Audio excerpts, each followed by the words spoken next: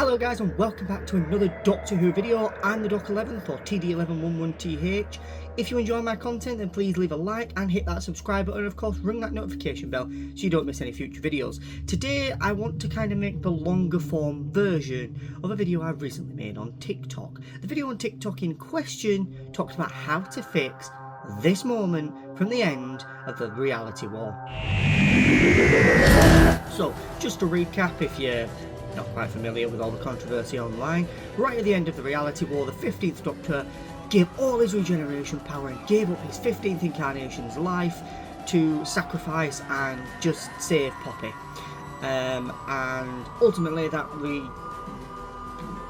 just meant that the 15th Doctor ended up regenerating into Billie Piper. I do think that this was done to generate content. Russell T Davies mentioned that he was often trying to generate content in a lot of the behind the scenes footage. For example, Susan Triad and that mystery every episode was all to generate content. Mrs. Flood felt a little bit like that in season 2. So that leads us to question, why Billie Piper? And exactly the same thing. She's a familiar face to the show. She's going to get people talking. Who, why, what? The key 3 things. Why is Billie Piper standing there in the place of the 15th Doctor right at the end, dodgily put on Ncuti Gatwa's body? Possibly one of the worst visual effects that we've seen since Sylvester McCoy put on a blonde wig and regenerated into himself. But you know, nonetheless, the rest of the regeneration sequence was absolutely beautiful. But the bit that they clipped on at the end wasn't really needed. But today I'm going to be talking about how to fix that and where do we pick up in the next episode of Doctor Who. I've seen people talking about actually Billie deserves to be the Doctor, she deserves to get a bit of a special and a bit of time. But then if she just regenerates into someone else, what would really the point in having her there? So I think I found a nice hybrid way to fix that. So I'd open the episode exactly where we left off. Oh, hello. And she stumbles into the TARDIS, she takes a look at herself, she sees her face and she's like, no, it's too much, I can't have this, it's too much of a reminder of everything I've loved and everything I've lost. So, forcing herself, she changes again, this time into another familiar face, someone like Amy Pond. No, too much of all the time I wasted running around, too much again, memories of people I've lost. Okay, again, then Clara, another regeneration into Clara. Again, another familiar face, not what the Doctor wants. The Doctor doesn't want to be reminding of the past. The Doctor wants to move on. Again, then Rory, Captain Jack. Just flicking between these familiar faces in Doctor Who gives there to be a reason as to why we see Billie Piper. And it's the Doctor's body just trying to find a new face, something that's not a reminder. And then eventually the Doctor's face would settle on a brand new, fresh looking actor, someone that could be male or female, not fussed which, and just someone that is maybe a little bit like Ncuti Gatwa was, where they're kind of up and coming but not like a huge star. Possibly someone completely that we've never heard of, that was maybe a background extra in EastEnders 2005 or something like that. Just someone that is a fresh face to the show, someone to get the fans excited again. You know, Tom Baker, Colin Baker, Sylvester McCoy, none of them were known faces to Doctor Who, but they became infamous through Doctor Who and through their portrayal of the Doctor. People were genuinely excited to see them, and when they departed, it broke the hearts of the fans. David Tennant was a known actor, but still not relatively that big until he became the Doctor, which catapulted his career.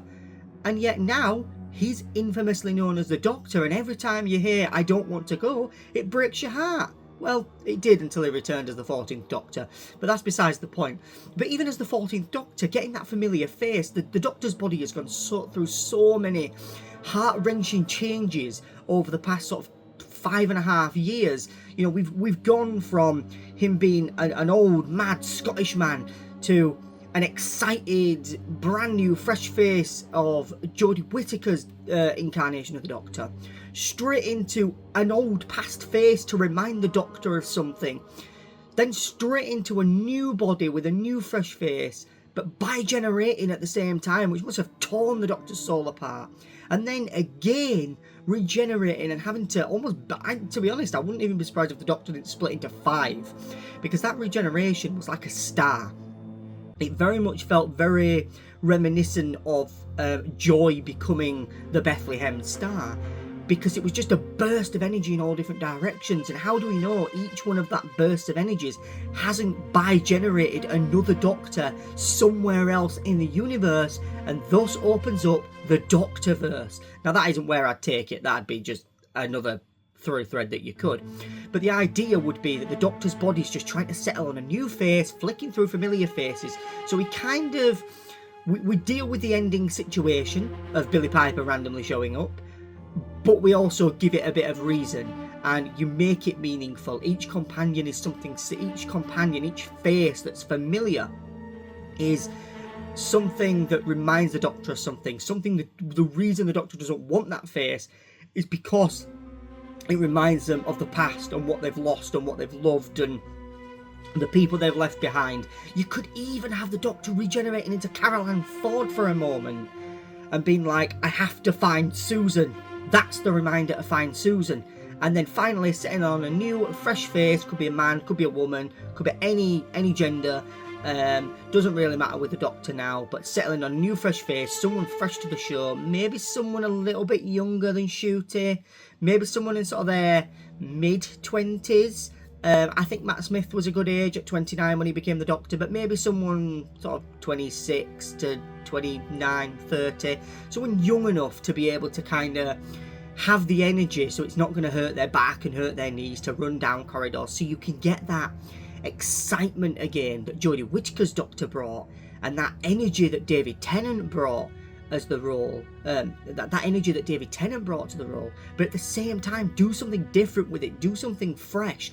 What the show needs isn't a complete reboot, it just needs a new direction. Doctor Who is about change, it's about an ongoing thread of, you know, every now and again. Doctor Who is the perfect show to go on forever, because every few years you can change the lead actor, you can change the setting, i.e. the TARDIS. Every episode's different because you travel to new worlds, and occasionally we go back and visit a world we've visited before, which is fine, because that's what it works like. You know, season 2 we went back to the planet Midnight, but we did it differently and did it as a different story. And I think most people can agree that The Well was one of the best episodes of season 2, and I think most people, if they were at Disney, would have recommissioned Doctor Who purely based on The Well. Or Lux. I think there were some fantastic episodes in season 2. The ending let it down a little bit because of that clipped ending and that reshuffle of the filming. Quite frankly, they should have just left the ending where it was, left it with allegedly Susan having Poppy and Poppy being Susan's daughter watching the Doctor from a distance. They should have left it there. Maybe had it as an open regeneration. The second Doctor didn't really properly get a regeneration. I'm sure that Ncuti would have come back in a couple of years' time to film a regeneration scene if he had to. And, you know, it's a bit disappointing really that in the most recent years, you know, I think maybe as a fan of Doctor Who from 2005 onwards, I'm quite nostalgic about seeing the fact that every time the Doctor's regenerated, they filmed it where the new Doctor going out and the new Doctor going in have kind of crossed over a little bit. Whereas with kind of obviously Jodie Whittaker and Pete Capaldi, it kind of happened, but then with sort of David Tennant becoming the 14th Doctor, they had to change the clothes, which baffles me really. I don't know why they didn't just put David Tennant in Jodie Whittaker's outfit, because I think all the fans would have liked to have seen that happen. But I suppose the toy maker magic that was happening that made sense would have kind of explained that away. And then 14 to 15 was a bi-generation. It just makes sense that now the Doctor's body has gone through so much, they're going to need a significant change, so we need a fresh face for the show. So yeah, that is how I would fix this issue at the end of this episode. I would have it so that the Doctor's body is flicking between familiar faces that we've seen in the show before, and then eventually settling on a brand new, fresh face, and giving us a reason as to why Billie Piper showed up, but also setting us off in a new direction. And that could be part of the thread, is not only is the Doctor looking for Susan and trying to get home to find family, and I think the next season Doctor Who really needs to be about the Doctor finding family.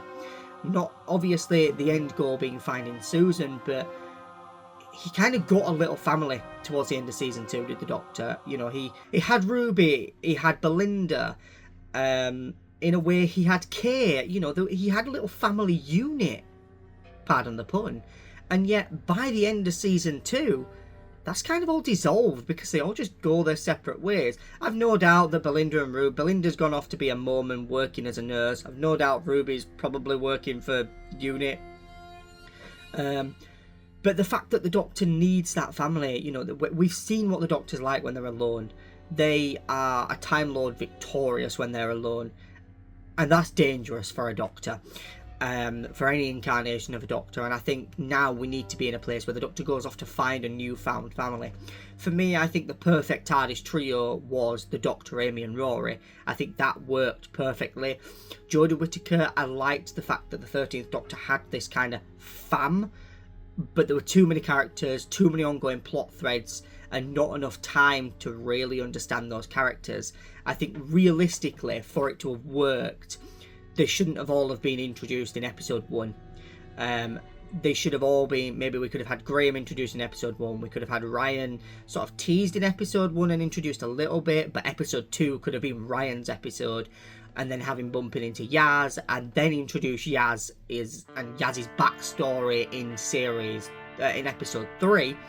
And then we'd have that whole kind of ongoing plot, and then we could see Yaz's feelings building for the 13th Doctor. We could see Ryan dealing with the dyspraxia and how that's kind of, you know, that was kind of made like a huge thing in the show, whereas realistically didn't really have to affect the adventures. But it's good they addressed it, but they didn't have time to really build on it. It just felt there was like, yeah, let's do this for the sake of talking about the issue. And raising awareness, but let's not actually do much with the story. Don't get me wrong, I think Ryan's ending was perfect for his character, but it just felt a little bit of a small peak for the character with rarely any development, and then back down to where it started, but in a better place. Obviously, Graham's storyline was mostly about his grief and his cancer and that kind of storyline. So you have got to kind of think about, would series 11 and 12 have been better had we have slowly introduced the 13th Doctor's companions? And the reason I don't mention the next series is because obviously that was Doctor Who Flux, and that was completely like, we just got new characters brought in, and that was way too many characters. As much as I think Dan with a frying pan was quite fun.